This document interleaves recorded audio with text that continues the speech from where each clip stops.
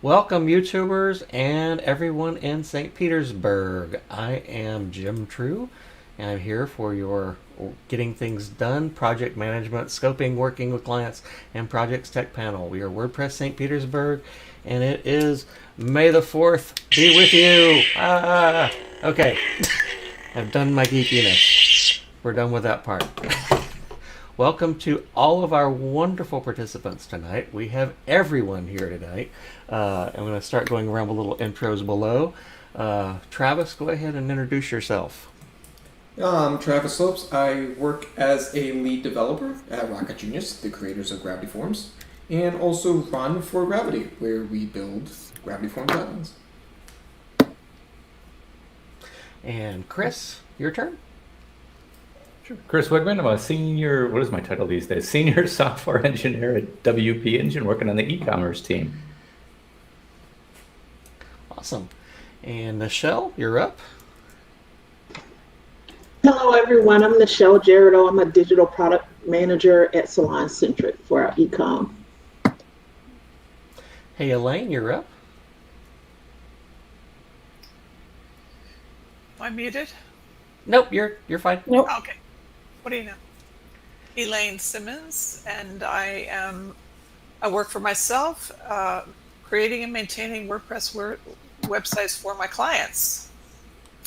Awesome. And I've been a co-leader of this group for many a year, so great to be here. Jen, you're up. Hi, I'm Jennifer Novak. I have a company called NextRise Marketing. I do digital marketing, including social media, AdWords, and of course building WordPress websites and whatever comes in between. Okay, Daniel, you're up. Yep, and I'm Daniel Schutzsmith. I am the digital project manager at Pinellas County Government and also do freelance on the side. And one of the organizers for WordPress Newport Richey. Awesome. Thank you, guys. And I am Jim True. I am the lead organizer for WordPress St. Petersburg.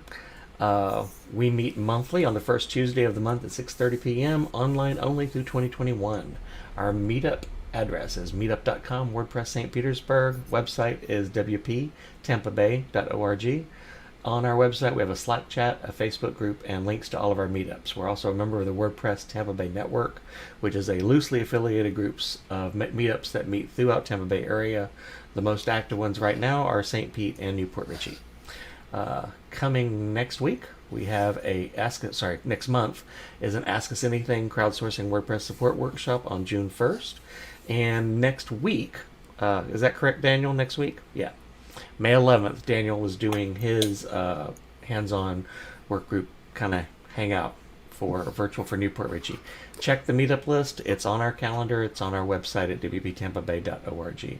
Please join and RSVP. Thank you. All right. Tonight we have a dial-in etiquette. We're using StreamYard, and invite links are posted on Facebook and YouTube chat, or they will be as soon as we start chatting, because for some reason YouTube is not letting me post directly, so I'm going to have to go on mute and fix that myself. When you get the links, it does require a Facebook or a Google account. Once you join the chat, you'll get like a set of StreamYard instructions. First, before you join the call, make sure you've got your connection configured properly and you've tested your mic and speakers.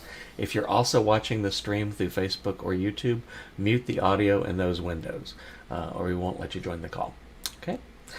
Tonight's topics are, and what we're going to cover tonight anyway, in a kind of open format, are going to be scoping, scheduling and managing communication tools and tips. So without further ado, I'm going to bring us all out into a gigantic group of faces. And I think this is the right button for that. There we go. Now we're a Brady Bunch. Howdy, folks. And I know that Travis has some really good ideas to discuss about scoping. And scoping is kind of like, for you folks that aren't familiar with project management, that's the part where you figure out what you're actually going to do. So, did you want to talk about that one first, Mr. Travis? Yeah. I didn't think you were going to throw it to me. Hey, Yeah. dude, I'm going to throw the thing over the wall immediately. Scoping is probably the most important part of any project because it's really figuring out what you're doing and what your goals are. But I feel like the most important part of scoping a project that doesn't really get talked about, and something I've really been focusing on over the past 6 months, is rescoping the project as you go along the way. Because when you start off every project, you're really ambitious because you haven't done a lick of work yet. So you think you can do everything and then some. And then you get a month in and it's like, I bit off more than I can chew. And you feel like you still got to do everything that's in that initial scope. And most of the time, you really don't. There's a lot you can cut back on. So I feel like the most important part of scoping is once you hit every milestone in your project, and a typical client project, that's usually once you get through the initial wireframes, the design, starting the development, the content and stuff, is to sit back and step back and take a look at everything you have for your current scope and figure out what can go and what can move to a later milestone. Because there's almost always something that can. And it'll often save your sanity. And there's my soapbox about scoping. Back to you, Jim. Sorry, I had to put myself on mute because I had to get the question into the Facebook channel. I know Nichelle probably has a lot to say about scoping as well, being a business analyst, and I would love to put her on the carpet. Yes, I think what Travis is saying, I think what you need to do is, if you can, understand what methodology you're going to use, because that should be built into it. A lot of the companies now are using Agile, but there are other things that you can use to help you also, going toward what Travis is saying. Some companies are even doing more of a hybrid model where they may be, so some of it is waterfall, but then when they go to the development piece is get to an Agile type of framework. And a lot of what we're doing, also going to what Travis is saying, we're actually looking at MVP. We say the utopia is, but what do we really need to get out the door first run? And then everything else goes onto a backlog and get prioritized accordingly. And then once we can say, okay, MVP, this is going out, this is the time that we're trying to meet. And then we're going to say, okay, this grouping makes more sense as this first run after that, and then adding on your features. That would also allow you to better manage your customers' expectations as well. Whether it's your business partners that you have, or it's somebody that you're working with that's outside of a enterprise environment. I know right now on our project, one of the projects I'm on, we have 20 stakeholders. And of course, they all are coming at what their own viewpoint of what they want. But I tell them, our discovery is for the pie in the sky, but then we're going to go back and trim the tree, which is an agile term. And from Scrum, we'll trim the tree, go back, and we'll look at it again and be like, this is what we need for our MVP. And then these are the things that we're going to address afterwards. So that way we can get it out the door. Because the one thing you don't want to do is, which all development teams are getting away from, is the waterfall, saying we're going to do this. Okay, then we move it, and then we're going to do this, the old car manufacturing type of process. Because where you may have started a year ago when you did your initial assessment and saying we want this, and where you wind up toward the end of it, a year later could be different with the market. Look at COVID as a prime example. COVID has changed a lot of the ways people work, and what they were working on, pre-March of 2020, and what they even budgeted for changed on a dime. So you have to be prepared for that and give yourself some flexibility to maneuver for those type of things. So if you understand the methodology that you're going to have, even if it doesn't have to be as well documented as something as Scrum, but if you have an outline so everybody know what they're working toward, it will help with the progression of the project. And going back to what Travis was saying. Got a question on that one, actually. And thank you, Nichelle, for that. I popped in there, MVP was minimum viable product. Daniel, you had to do a project very last minute, very quickly, very highly escalated with the COVID website for Pinellas. What did you guys use for your scoping of that project to make sure that you hit all the necessary points? Yeah, I'm just writing on my whiteboard here so I remember. So Nichelle hit it on the head. I mean, one of the key things for me is I've tried Agile, I've tried Scrum, I've tried Waterfall, and up until the first half of my career, like 2000, 2010, it was all waterfall, right? Like we always thought like you'd get it done by a certain time, and you never did, and that's what happened.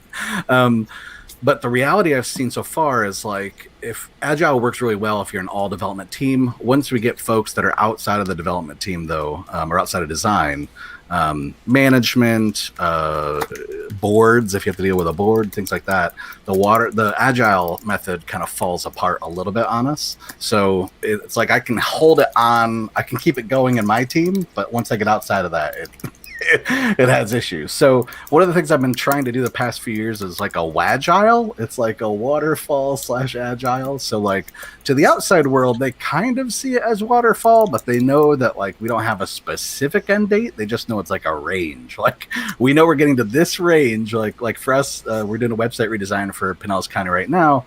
And the range is basically Q3. Like we know it's going to be happening in that range.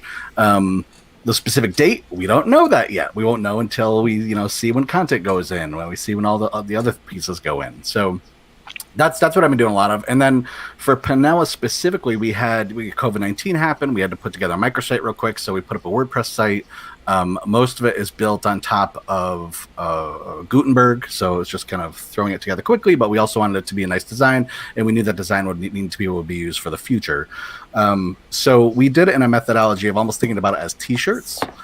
So instead of thinking of things as like hours, like how many hours something's going to take, it was like, well, what size t-shirt would this be? Is this like an extra large t-shirt? Is this like a small t-shirt? Meaning like the amount of effort that would need to be kind of used in those things.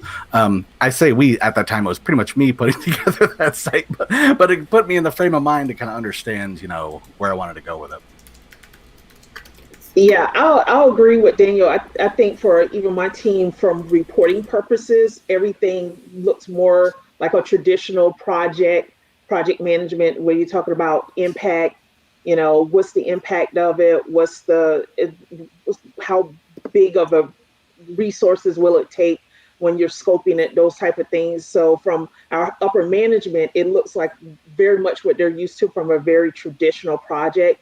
But within our team, we're running it using the Scrum methodology to get through it. So even our design team, as Daniel was saying, through our design teams and everything, and even the projects that I'm leading now, even though I'm not a project manager, I'm still leading them through the process, but they don't know it. I don't use Scrum terminology per se with them, but I am using for my personal to get through the project. We have weekly 30-minute meetings to discuss, and we're moving through the topics very quickly. And we're using going back, I think I'm going to jump into the next section. We're using Teams to manage our documentation and those type of things, and we're recording the meeting. So if you missed it, you have an opportunity to go back, catch up, and be prepared. And we're doing this with our leadership, doing this with my leadership team, as well as my project team. So they don't realize that they're going through Scrum, but I am using Scrum methodology to manage the work. Excellent. Thank you, Nichelle. Question on the ones, when you're doing your 30-minute stand-up meetings and stuff like that, do you guys try to work it out so that you're having less and less meetings a week so that you can get more work actually done? Is that how your methodology is working better? Yeah, because what it does is it forces at each meeting we're talking about what is it that you're working on for the week, what are the roadblocks, and if they're true roadblocks that we need other people to come in, we'll have a separate meeting for those. But we're doing a quick rundown to say, okay, where are you at? So we don't do the 15-minute everyday stand-ups like Scrum says to do. We do 30-minute once a week.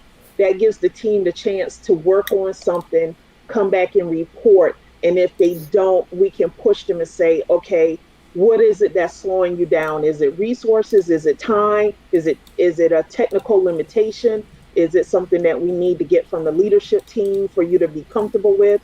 Because a lot of our stuff, we deal with third-party vendors. that we're having to balance as well.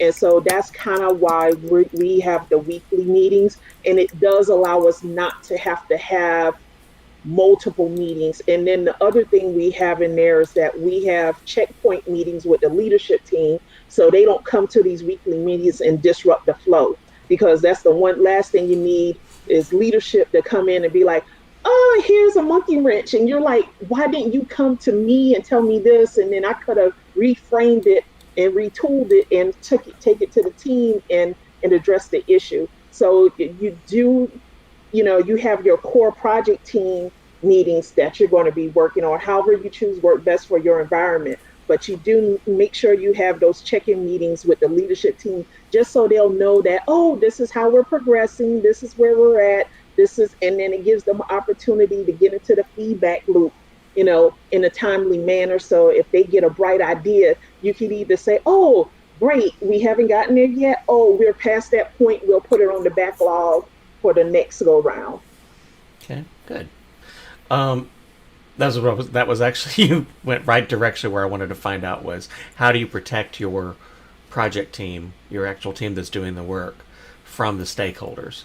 So I was curious about that, and that was a really good answer. How do you do that, Daniel? Because I know you've got basically city government and bureaucracy involved. Yeah, I mean, we have different departments that we'll answer to and do regular check-ins with them like once a month, basically. For the most part, I sit inside of the marketing department, which isn't. It's either you're in marketing or you're in IT. That's always seems to be like the two places. Web is never really its own department. So in that, marketing really buffers some of that, direct contact and stuff. So a lot of those things will trickle down and come through the right channels to get to us to do things. Okay, cool. How about you, Chris? I know we haven't gotten to really drop you in here yet. You're in a completely different environment. You're in like hosting and WordPress plugin development along those lines. So yeah, we're just very heavy Scrum. In fact, we had official Scrum Masters assigned to each team until recently when we restructured, and now we do Agile Advocates. So I went out and got Scrum Master certification myself. So I'm the Agile Advocate for my team. But we do the daily stand-ups, and as far as scoping is concerned, we follow Scrum pretty closely with that. And because we have dedicated project managers, keeping track of scope and keeping the backlog filled is really more what we're focused on there than trying to say, oh, this is the overarching goal for 3 months. We focus on the team more on just the day-to-day stuff and things like that. And Travis, you work with the small team pretty much just at you run a company, so you're running one WordPress plugin company, and then you're also doing the development work on at Gravity Forms. So how do you guys handle the two differing? Man, you guys would hate how I run my plugin company, because it's just like, hey, here's a list of things we want to do, and like, let's just grab what we want to do, and it's done when it's done, and we will ship it when it's ready. Like, there is no structure at all, but it's intentional, because that's what keeps it enjoyable for us and allows us to like follow more what our interests are at the time. Because like, I made a rough roadmap, like, I don't know, in January, and like, I'm totally ready to throw that out the window and just change it based on like where we're at now. Yeah, and I like keep. I mean, it, you like, guys have very- released some pretty amazing work. I know for Gravity, you guys have definitely released some amazing work this year that just blew me out of the water. Just as far as like, where did you find the time and the focus for getting a lot of that work done? Because I mean, you work a full-time job, and then also do the other, and then you've got developers who are also working full-time jobs and stuff like that. So Finding the focus is tough, especially like trying to fit those development bits around like working with the designer to get like the design hammered down, like trying to make support happen and the marketing stuff. It's just trying to find those pockets of time throughout the day while also making sure though that time does not dominate the other job. It's a constant balance, and some days it's not a perfect balance, but just try my best really. And we've talked Agile and Scrum quite a bit. Let's kind of make that a human readable format for some folks out there in the world who may not be familiar with those concepts. As in, how do you take the things you guys have learned from Agile, Scrum, and things like that, and actually apply it to real world projects that may not be able to fit to those exact models, because that's where you're dealing with folks like, Jen and Elaine both work with regular clients. Most clients have absolutely no clue how we might manage their work or how we might do their scoping and stuff like that, but we still have to fit within those kind of a framework in order to get the work done inside our time schedules. So any suggestions on those kind of things, guys? And speak up whenever you think of anything. I mean, Nope, go I ahead. think Jen was about to say one. Yeah. my scoping process is very different. It's more tactical.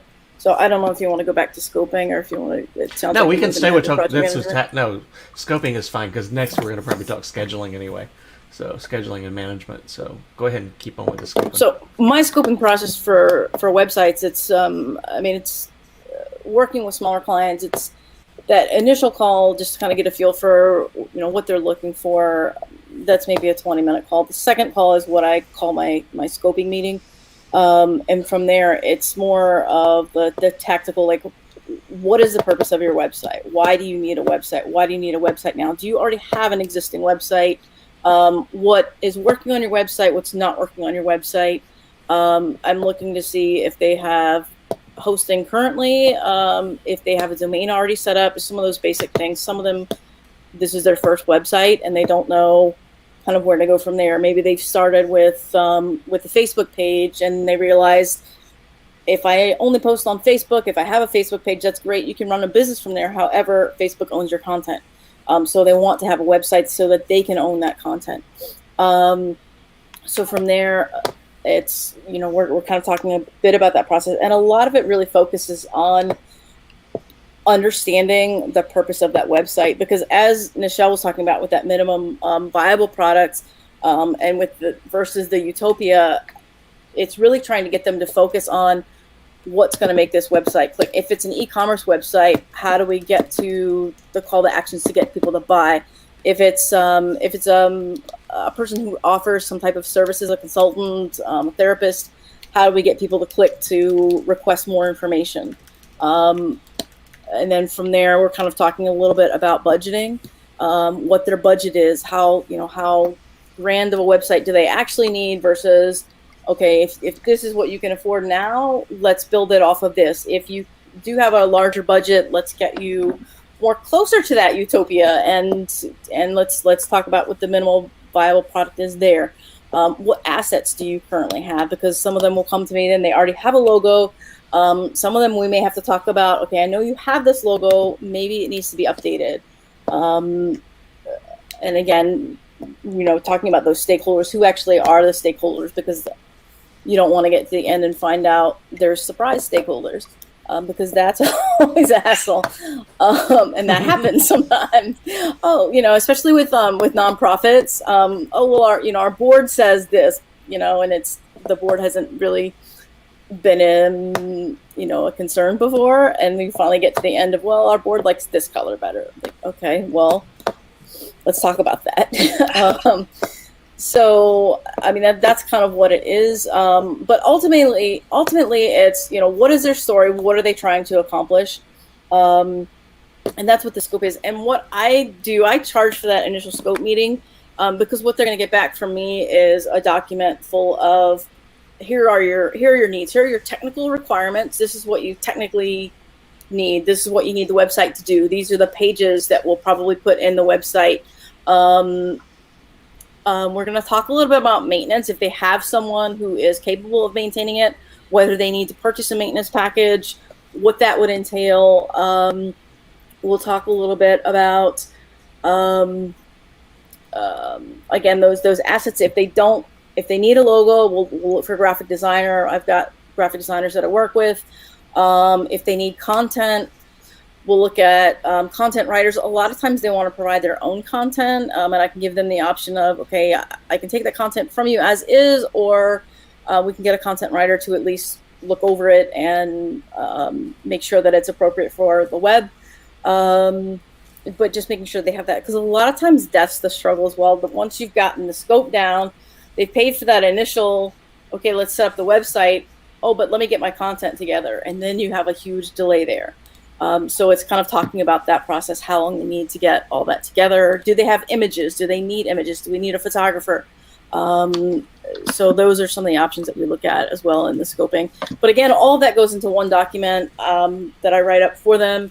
It's kind of history of the project, what they need, what we're looking at, what we'll do, and how the project's going to run, including some time frames in there. So that's my Jen, that scoping sounds process in pretty a much nutshell. identical to what I used to do too. When I did website designs, I did this discovery and a scoping document were my primary piece. I also charged the most part of the project fee for that because I typically would say, here, take this to anybody you want to shop it around. I don't care. I have just figured out how to do your project here. And that's pretty much it. I was perfectly happy walking away from the project at that point if they weren't willing to go through the rest of my contract the way I did it. So yeah.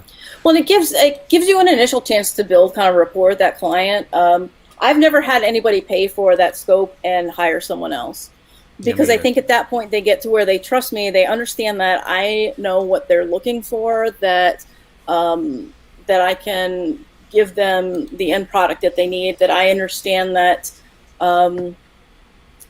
just kind of about their business. I mean that a lot of it. That's a lot of the project itself is understanding their business and how their business works and what's going to work best for them. Now, Lane, do you actually do you kind of approach yours the same way, or? Well, I'm having bad nightmares listening to some of what Jen is talking about, the bouncing from the who's creating the content and who, do we need a photographer? And, Yes. oh God, it's just like herding cats. And I was going to ask all of you, how do you manage stakeholders who just are not moving it along? It's just not a priority for them. Not making decisions. Yes. Yeah, a stakeholder that isn't making a decision. And then dropping off the face of the earth. That's a good question, Travis.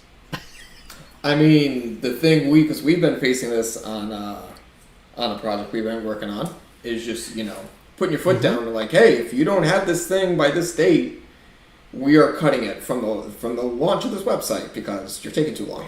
We're not waiting. Don't have time for that. That's pretty much how I treated mine too. Is I would basically have the MVP list, and we agreed with the stakeholders at the beginning. These are the pieces that have to go in. These are all the other pieces that could be fluff or like the second phases or otherwise. And I said, if you'd like to get that stuff in, there's a deadline window for every one of those. And if you're not in there by the deadline window, it ain't going in. And it's just that simple. But I've also dealt with one client who loves to do things incredibly last minute, as in like the day of the launch. So do they like? And sometimes if you go back to those clients, apparently they love paying. They love paying the extra overcharge for doing that too, because that's what happens. That's how I buy all my computers. That's how I started doing photography, actually, because I had a client that kept waiting for images from someone that they had. And I finally said, listen, we've waited 2 weeks for this already. You're going to wait another, few weeks for it. I can charge you this amount. You send me the products. I'll do photographs of them. I went out and bought a camera and we got the website done. I used to have a friend that I had good photographic contacts but they were expensive, and that's pretty much what I said. It was like, if you don't have your photographs done by this particular time, here's some leads. Here's about a couple of people you can use to get it done. If you're not there by then, you're using this guy, and it's going to cost this much.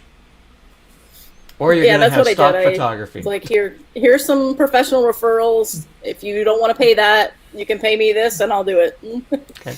But the most important part is not just talking the talk and putting that in your contract, but walking the walk and actually following through with that when the time comes. Yeah. You can't be afraid to say no. You can be nice and you can be empathetic.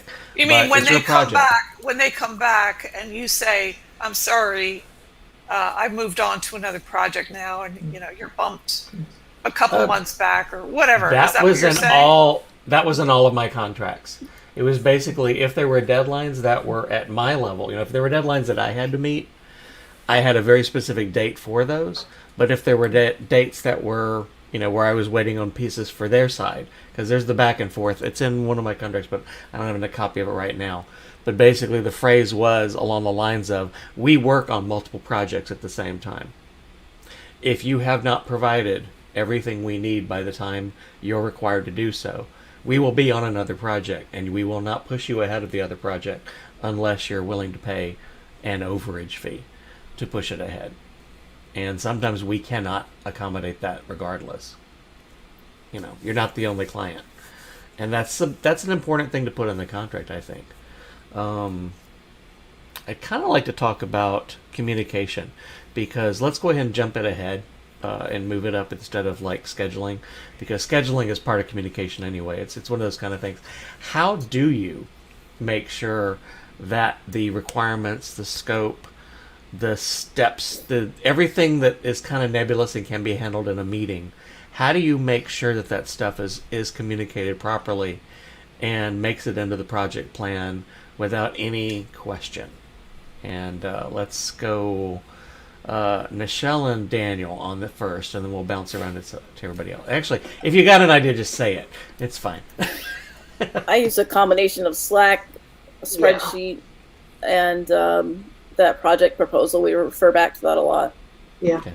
I think Jen hit it on the head. I think it's finding a tool that you're comfortable with using, and make that your tool of choice, because it will make your process easier in the long run. And if you're using a single tool, I know for a while, for me, we were flipping back and forth. And then when Teams came out with their robust solution, well, Microsoft came out with Teams, but then had the robust solution with having for us at an enterprise level OneDrive associated with it, and a couple other things. It made it much easier for us as a company to share and create documents.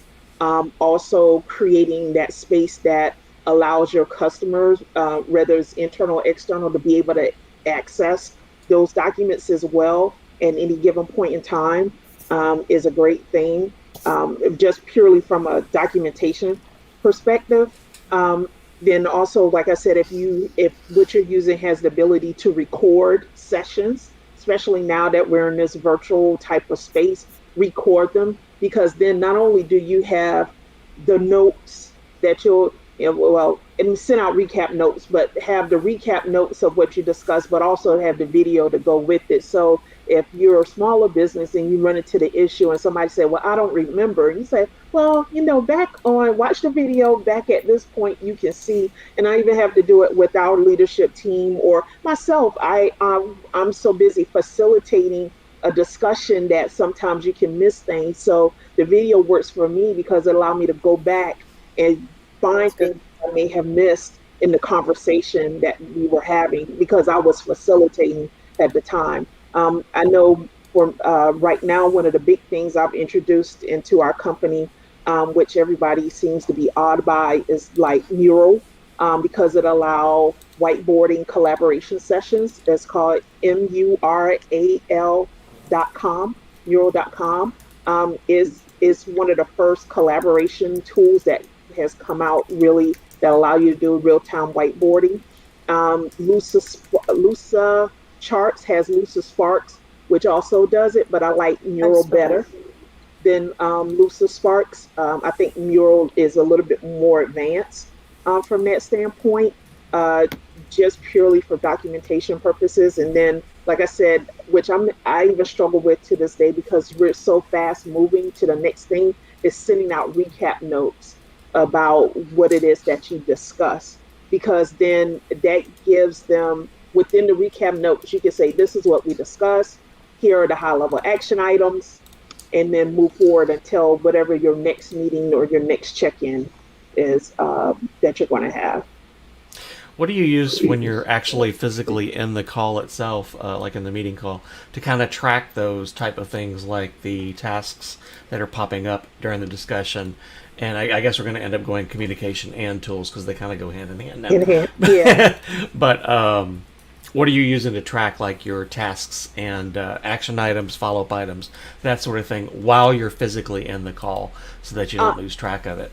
Yeah, honestly, for me, I'm old school. I'm pen and paper. I have a Spirebound notebook that I keep next to me that I write on at all times. You see, Daniel has his whiteboard behind him that he uses. I think that's, yeah, Chris saying he has a notebook. So I think that goes down to what is your personal way of organization that works best for you. And that's why I was saying finding a tool that supports that the way that you like to learn. I know some of my team members, they love that Teams has a note tracking section within it, and they flip right to it and take notes in it.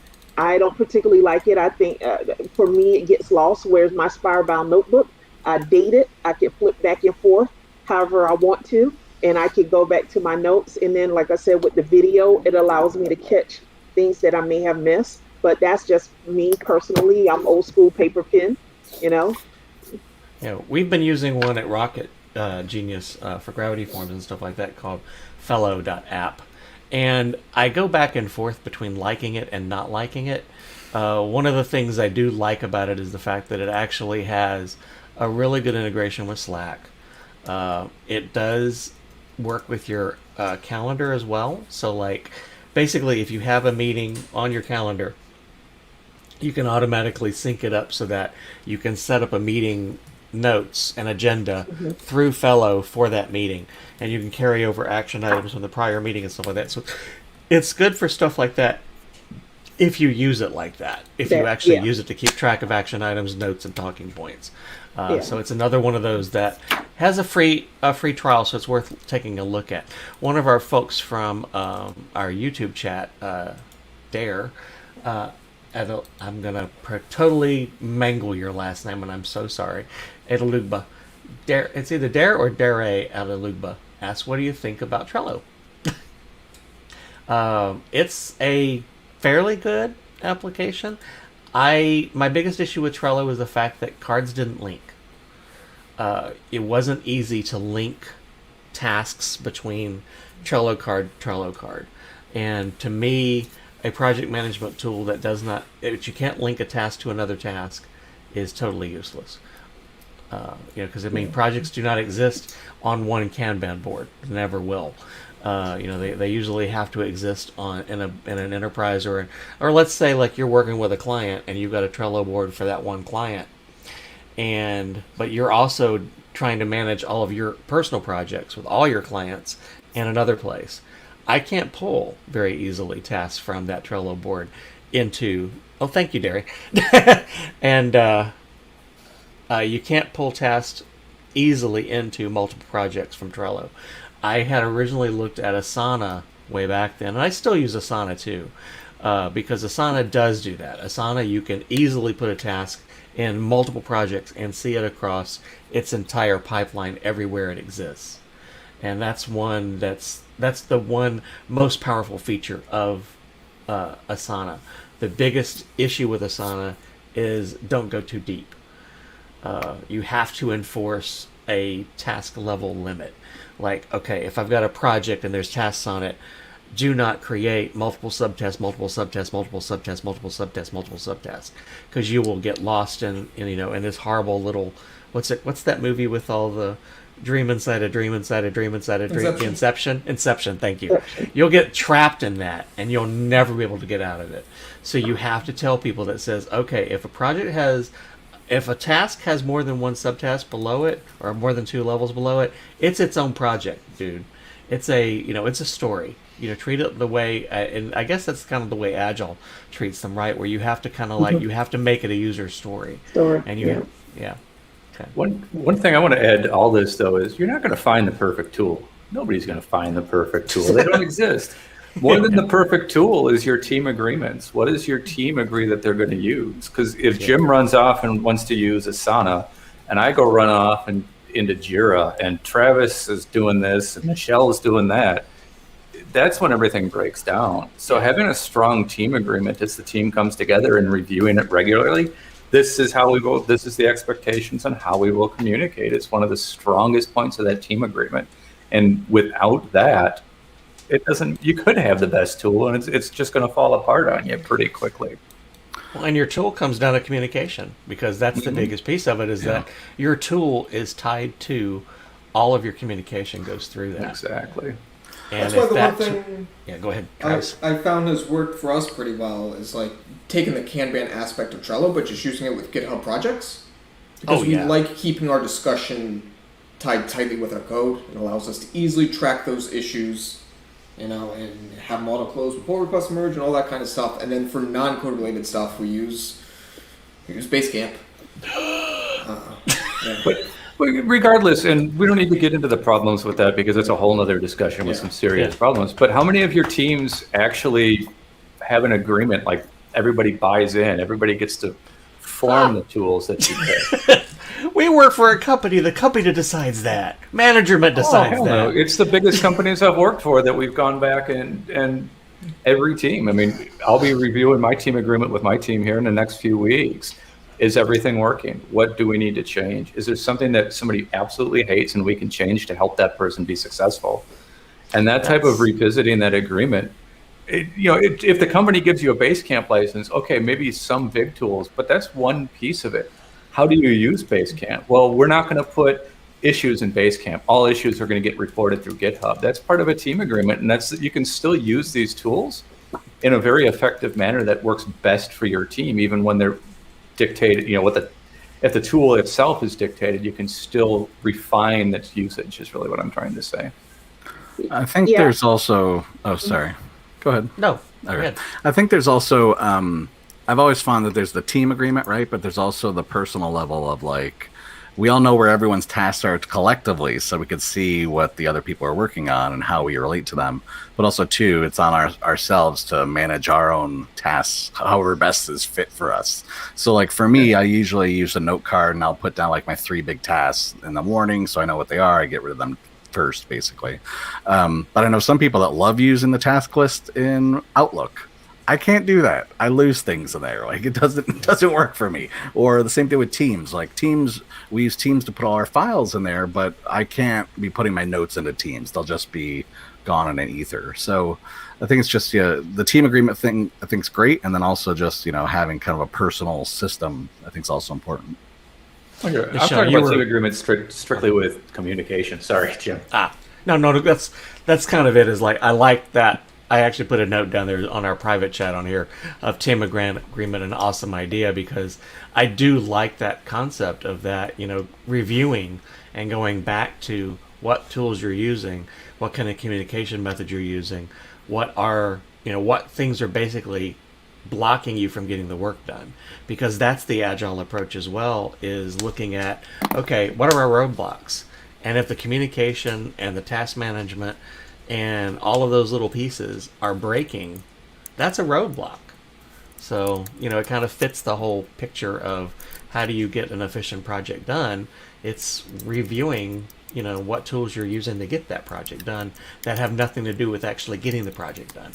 So, now, Nichelle, you had some ideas. Go ahead. Sorry. No, I was going to also build off of what Chris was saying, is that in the team agreement, sometimes they're already assumed or in place. So what I use as the product manager may be different from what my development team is using to get the work done.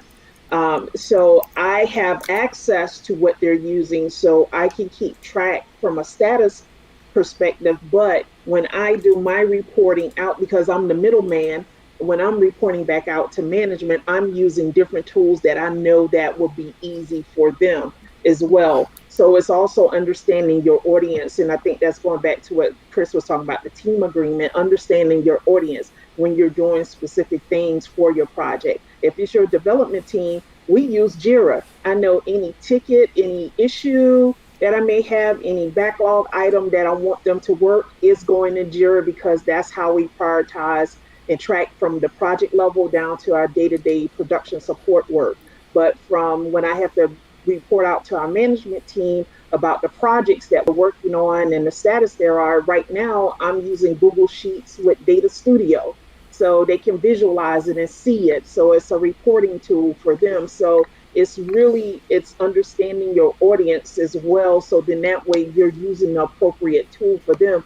I probably use about 5 different tools for the one scope of work that I'm doing it as me as a product manager. So I think it really is also understanding those individual things as well. Yeah. And I know you, Nichelle, you and I both worked at Bank of America. Were you there during the Six Sigma nightmares? Yes, I was. And when Okay, I figured as much. Use the MIG. Yep. Yeah. Those were the ones I couldn't stand because it was like we'd work on a project and then you would have to realign every single project recap meeting, etc., to the Six Sigma methodology. And it was such a waste of time. Such a waste of time. It was too God. rigid. I think what we're learning as we move along and we get more sophisticated in our spaces, that we have to allow for flexibility. And that's really the heart of when you talk about Agile. Agile has within it over 40 different methodologies you can use, but it's about the flexibility and what's best for your team and how your team gets the job done. So that's why there's no, as Chris was saying, there is no perfect tool, and why you see 20,000 project management tools out there, because everybody said, you know what, that didn't work for me, so I'm going to build this. And then it goes and run away and becomes this new thing. So I think Chris is absolutely right. You have to find what works best for you and your team that will allow you to be effective. And that is not documentation or communications for the sake of it, but what is really going to be effective, that you know that your team, your worker bees are going to be able to easily use and understand. The leadership team is going to get the information they need, so they're not calling you 20 times a day with questions, and that you can manage the overall work, the scope of work that you have to do within that. And once you find that, you'll figure out what that balance is. But Chris is absolutely right. There is no perfect tool. Yeah. And I think that's coming on from that viewpoint, because I think we're segueing really well here. Scheduling is huge right now because everybody, again, folks are working from home. Folks have massively flexible schedules. The old project management framework was meetings, and work never got done. That is not the current framework anymore, I'm guessing, I would say, correct? Not in my case. To a lot of meetings. Depends on the company. Well, that's the thing is, like, how do you communicate that to upper management that work has to get done and work can't get done if we're meeting too much? I was just going to say I'm probably the outlier on this because we've been in emergency mode for a year, basically, at the county. I started 2 weeks before COVID started.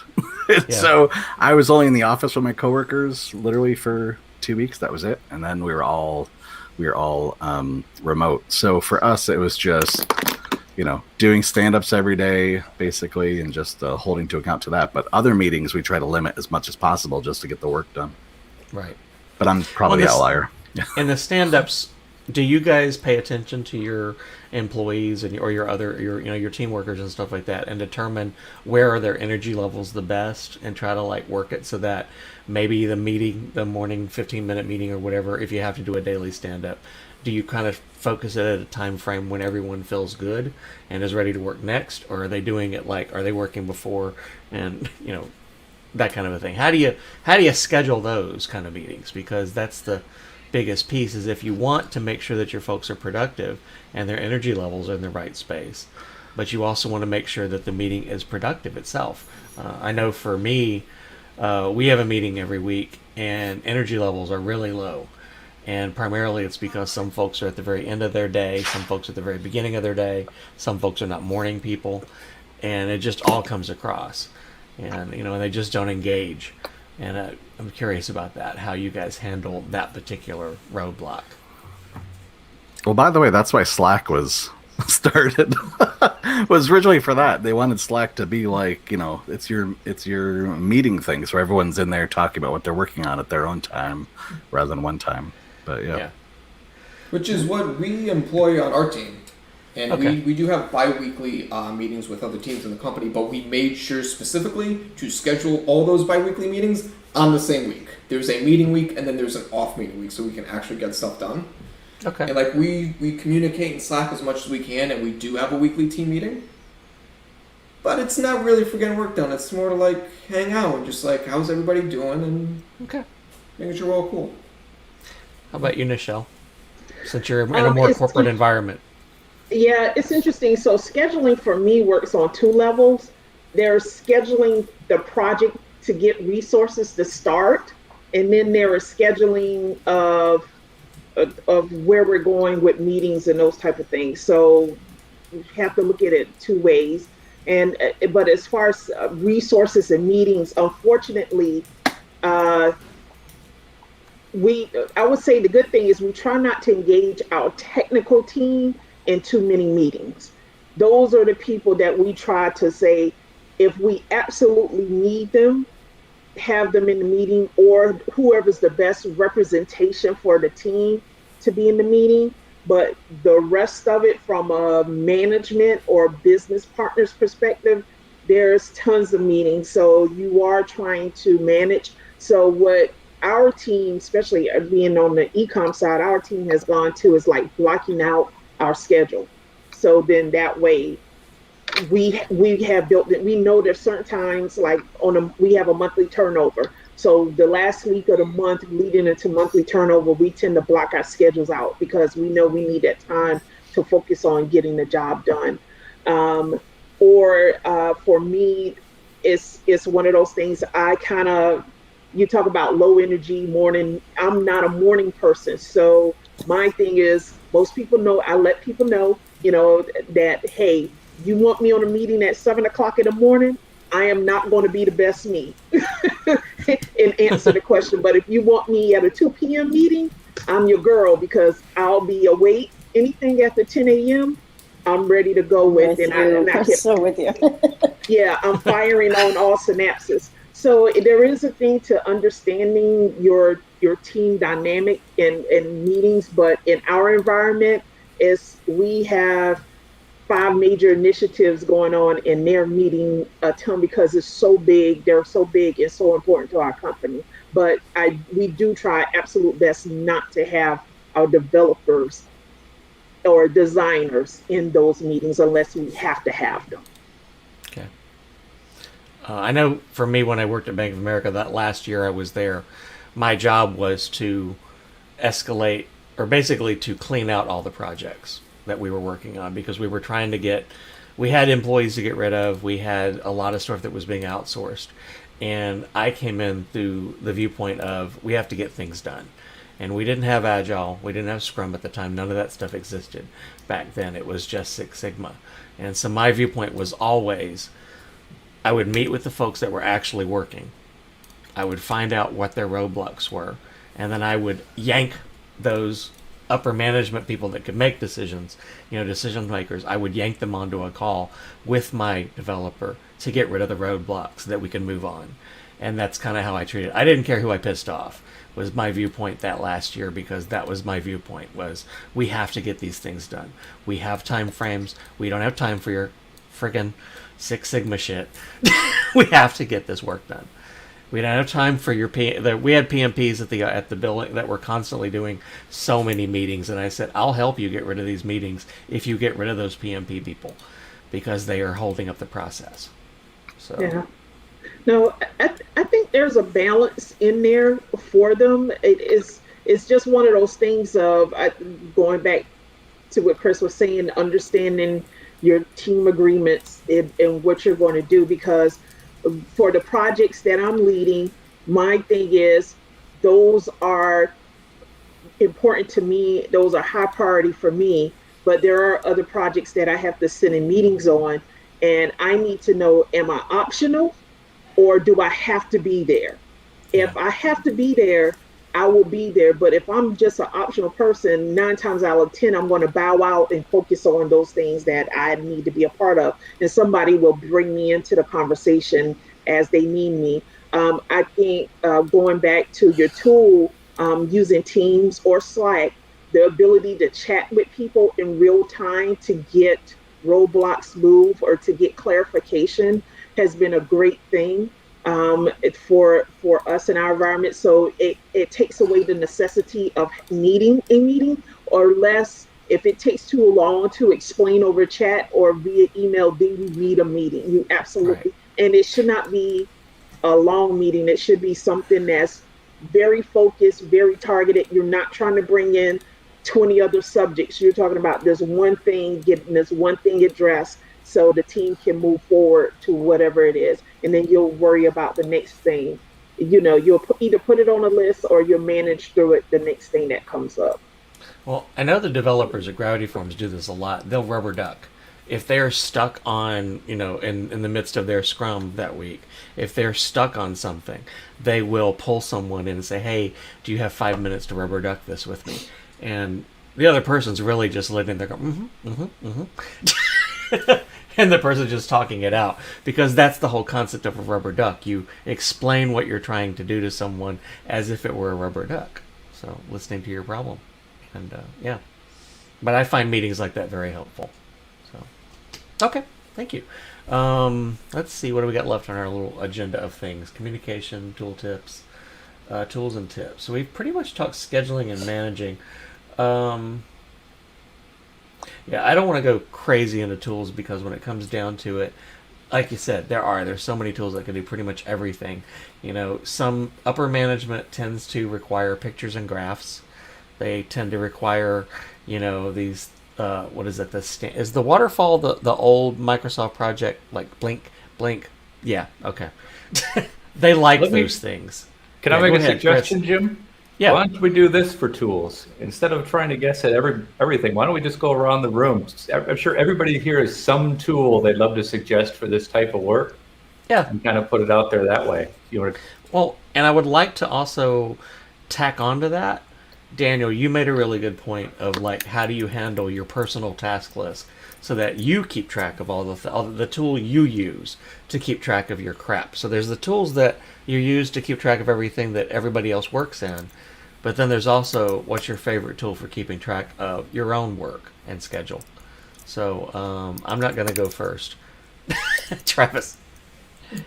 So yeah, like I mentioned before, like for all like code related stuff, it's totally just all in GitHub. For anything that's non-code related, it's Basecamp.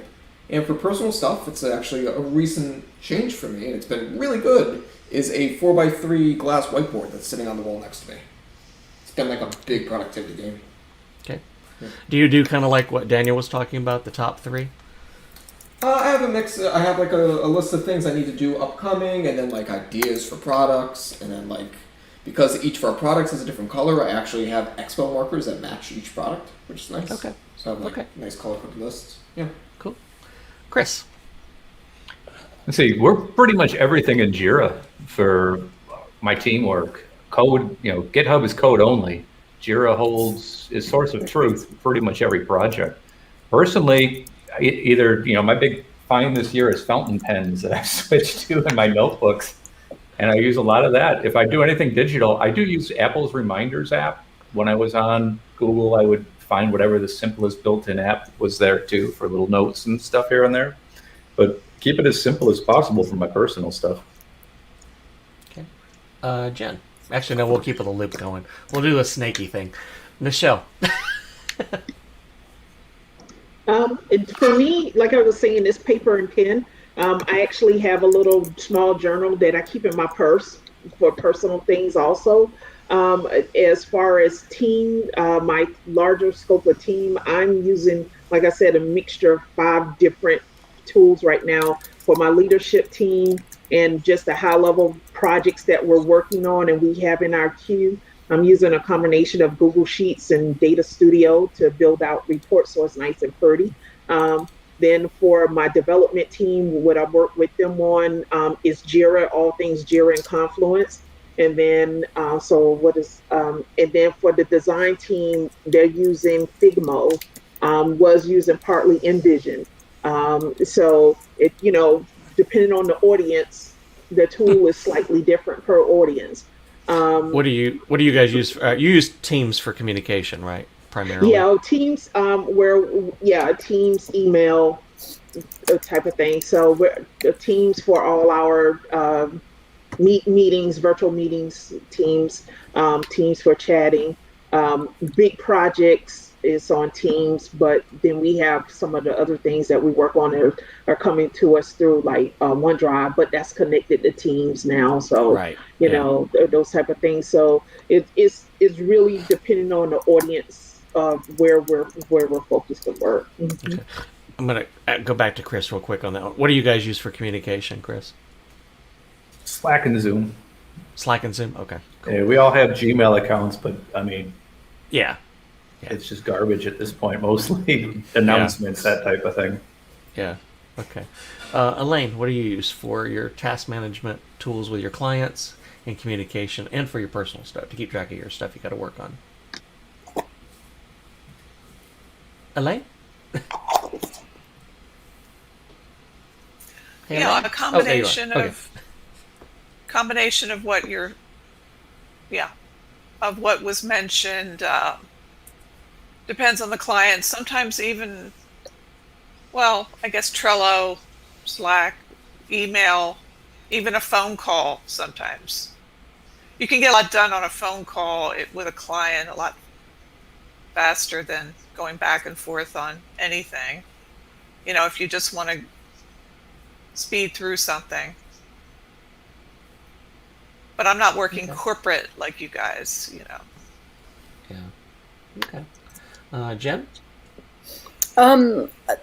Slack is probably my most used tool because the clients that I'm working with, it's like I'm just trying to get them away from emailing and texting me or calling me unscheduled calls. Like Elaine said, sometimes it is absolutely a necessity. Like when you're going back and forth, it's just so much easier to pick up a phone and just make the call sometimes.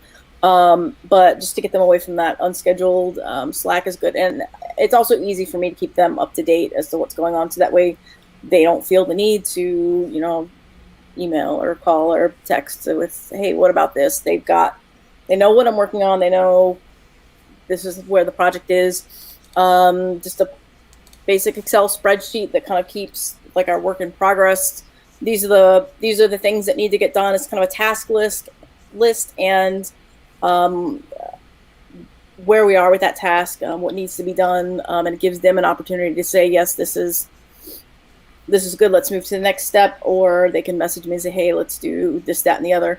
And then just, again, my notebook, as Michelle said, like I'm not usually very far from a notebook. I like the dot grid notebook, and it's probably you're see some bullet journaling in there, which if you're not familiar with that, it's Ryder Carroll has a great video on YouTube about bullet journaling. It's just a great way to just get a brain dump of whatever's in your head and to manage projects on paper.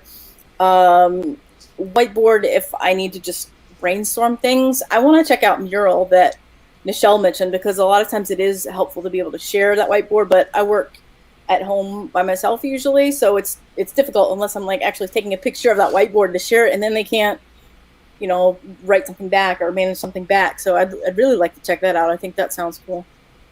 Okay. Yeah, I forgot about Mural. Yeah, I want to check that out. Yeah, so I mean, it's mostly Office 365, that whole suite, you know, for most things. So Teams, and then any meetings really are done through there as well. And then just personally, for me to just stay on task, the whiteboard here, and I use note cards. If anyone remembers, and I'll show my age, there used to be a thing called the Hipster PDA, which was like basically note cards, and that was like your PDA, your Trello or whatever, or Trello, was that what it was called? The Palm Pilot, like that was like Palm your Palm Pilot, Pilot. Yeah. Yeah. So I've been using that since probably 2005, and really because I'm ADHD. I've been diagnosed since 18. I've been on medication. I've been doing therapy for that all my life. So part of it is that if you give me a notebook, I will fill the notebook up, and I will completely not know where I put things. And I've tried so many things to like be able to remember where stuff is. So my method's more of like write down what I need in the note cards. They go into this little black booklet, That's it. When I'm done with them, I throw them out. I don't keep the information. I don't retain it. So like once I'm done with it, it just goes. Because otherwise, I just have too much kind of going on up here. Okay. I know for me, one client uses Asana. Another client uses GitHub primarily for the actual task management and all that kind of stuff. It actually comes primarily that way. We all communicate in all of the situations with Slack. The one client communicates through email. With the WordPress Tampa Bay stuff, we pretty much do everything through Slack. We don't really keep a task list per se, but that we did when we were working WordCamps. We had Trello and Asana. We did Asana first, and we switched to Trello. And Trello, we kind of had a flow going for typically with dealing with speakers and stuff like that. Now we're kind of a little looser on that one. At work, we're in Favreau, which I hate. Absolutely, hands down, cannot stand. What is it? How do you spell it? Worst Favreau, F-A-V. I don't want to give many marketing. F-A-V-R-O. It's Worst. not, honestly, at its core, it's not a bad idea. Like, the idea of, like, Agreed. you can have, like, a backlog, and then against that backlog, you have multiple Kanban boards where a card could live in multiple boards. So you could, like, move the card along a development track separately from a design track. It's a neat idea. It looks In like practice, not great. looks like Slack meets Trello. It's hideous. It doesn't integrate with anything. That's my biggest issue, because my biggest issue, again, like in a lot of ways, I'm a little ADHD, I have focus issues. So to me, having one place that will notify me when I'm behind on something, I want that to go to Slack, because I don't want to get bugged by, I want to be able to like manage my do not disturbs. And the fact that I can set Slack up very easily between the window that I want to work in, and I come in and like Slackbot's sitting there with a stack of stuff waiting for me to deal with, or you know, Fellow or whatever it is. As long as it sends it into that app, I'm fine. And But with I do Favreau, yeah, you get an email notification that's like, hey, Jim left Useless. a comment on this card, but you don't know what the comment is, no, and it's hard to read it because it's in like 10-point font. yeah, So and really, it's impossible just to like find. if you're notifying me about anything on Favreau, you might as well just not typed it at all, because I ain't seen it. Dude, I get like so many. I switched my email client to Spark recently because I wanted to get to inbox zero, and I'm actually able to manage it with Spark because things go into notifications and newsletters and shit like that, and I can finally start unsubscribing from things. And the notification stream from Favreau is like 20 of them a frickin' day, and it drives me bananas. Asana never did that.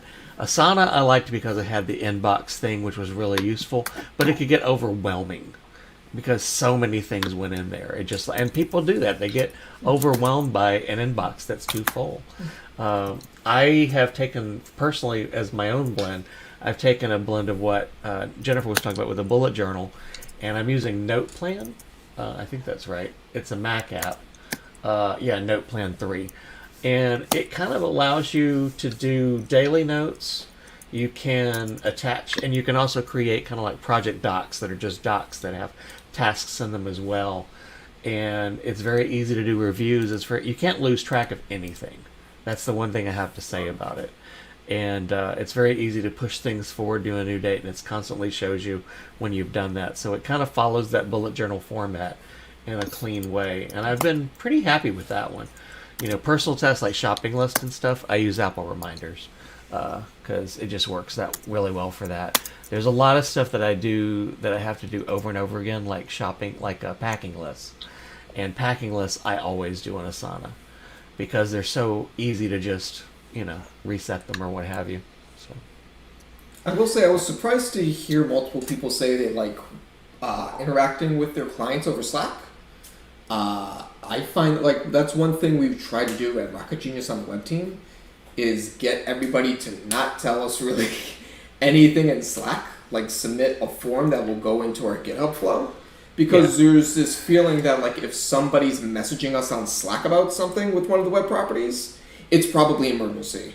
Like something's It's probably wrong, what? it's an emergency, like something's down, something's not working right, like you need to look at it now. So if you have things that aren't an emergency coming into Slack as well, it creates this weird sense of urgency around everything. Especially like if you go in and like you open Slack and like, hey, somebody wrote something, and you look at it and you're like, oh, that's not important right now. Yeah. But then you clear that notification, so it's just like Well, and gone. your question could be on those as like you're using it for comments or for questions and Yeah. stuff like that. Not really as an emergency, but more like comments and Yeah. questions. Because Yeah. I know that's how we use our Slack channel. We don't use it Yeah. really use it for action because we Yeah. have Help Scout tickets for action. We have those Yeah. tickets that are actually actionable. Yeah. Over That's what we're at trying to Pods- codify. Yeah, it's like Yeah. if it's Yeah. an action, like we'll discuss anything, but if you expect us to do like anything about it, like you need to Yeah. fill out this like 5-question form. Well, like we Wow. at Pods, we But use yours is Slack more. I mean, it's like a bug or there's an issue with this form that I can't. So it's not like a constant. Well, Like when I'm right working now- on a website, it's a however many week project. So I'm in there with them. But if there's, I mean, if they're on a maintenance plan and a website crashes, hey, text me. Like, Yeah, no problem. Like yeah, that's what. that would be the, I guess, equivalent there, like for that, because it would be more of like a ticketing thing. Yeah, and that's what we're trying to like getting people out of like even just asking for basic requests like redirects like in Slack. It's just like, hey, go fill out the form, and it reduces a sense of urgency felt around it if we get out of Slack, because like our team treats Slack more synchronous Okay. than most probably do. Yeah. Yeah, to me, I guess the urgency would just be to make sure that I respond and hey, I'll, if it's not something like if it's not a website down or if it's not an urgent task, many of it's, you- okay, I'll get back to that, and then I add it to my list of things to do. How many of you use the Slack integrations for like Slack has an integration with Jira, Slack has integration with Trello, Asana, several of those. How many of you guys actually use Slack's integration for those to create tasks in those other systems?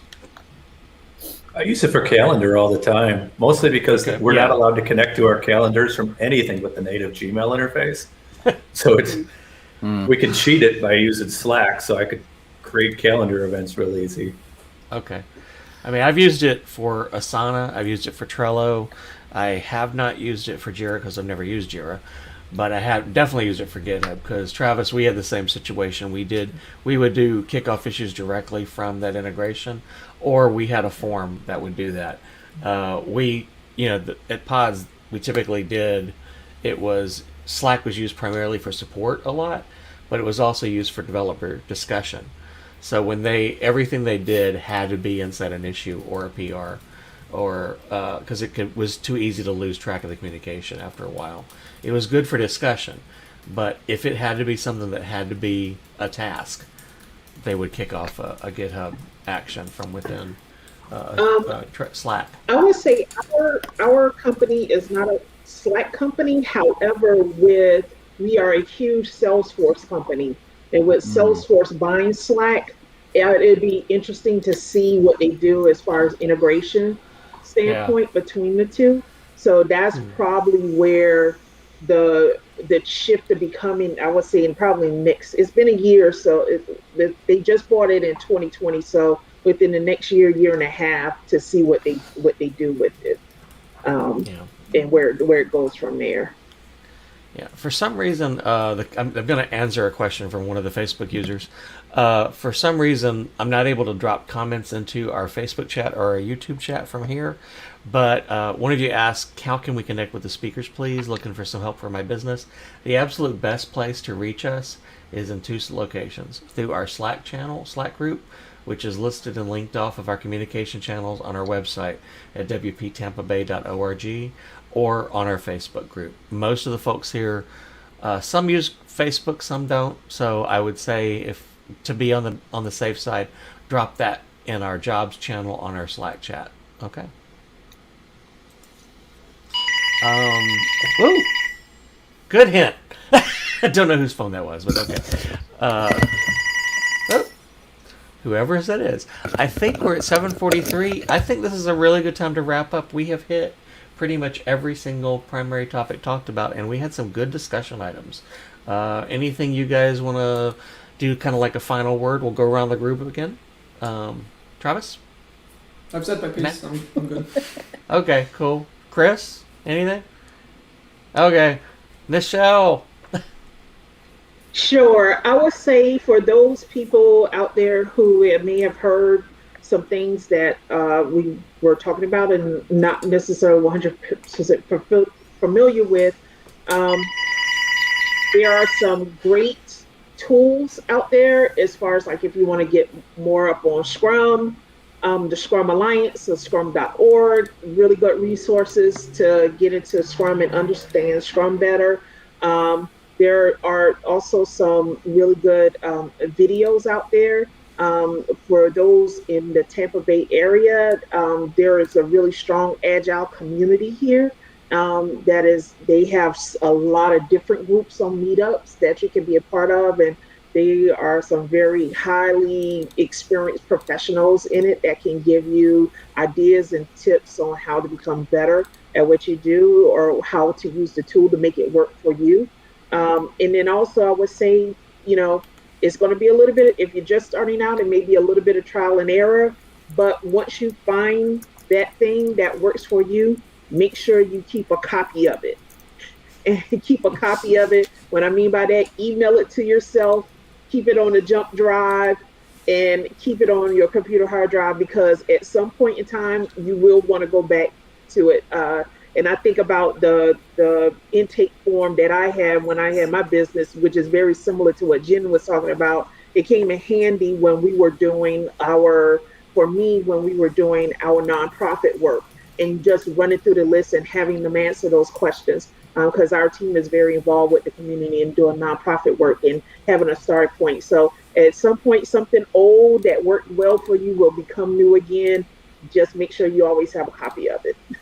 Yeah, same with me. I keep my contracts around for just that exact same purpose because I know they're always useful. Elaine, any last words? Last words. I just wanted to say to Travis, I used to use Basecamp. I really liked it with one client who used it. I had a good experience with it. Yeah, I enjoyed But it I when I haven't- used it. Heard anybody mention it in such a long time. Jen, any last words? I mean, I absolutely agree with Michelle because when I was trying to describe this spreadsheet that I used for tracking that's one of the things that that we discussed. The style that I use is one of the things that we discussed in one of my MBA classes, and I cannot for the life of me remember the name of it. And I wish that I could right now. So I don't know. Other than that, I think just all the tools that we've mentioned, all the styles that we've mentioned, is just all about communication, how to properly communicate what's going on, how to properly update your clients, how as a client you can work with freelancers, work with the developer, and again, it's all about this communication and making sure that each party is communicating the proper things at the right time. Yeah. And not forgetting to communicate. Yes, and then because that's a lot of it too is you do so much work and then you forget. So you're like, by the end of the day, it's like, oh, I'm tired. I need to go do whatever now, and then you forget, like, oh gosh, I just did 1,000 things for this client and completely forgot to let them know. So yeah, that is a tendency. Put that in your task list. Absolutely, yes, Exactly. absolutely. Make sure I get Yeah. that last check mark for the day. Yeah. Daniel, any last words? I just say, I mean, the biggest thing to me is just adapting and learning. So everything that Jen and Michelle said, but adapting and learning for me just has always worked out well. Just I always seem to have to do it no matter what age I am. So Yeah. Pivot. Well, do you Yeah. know that approximately 3 years ago, I think, we did an Agile project management meetup at Big C.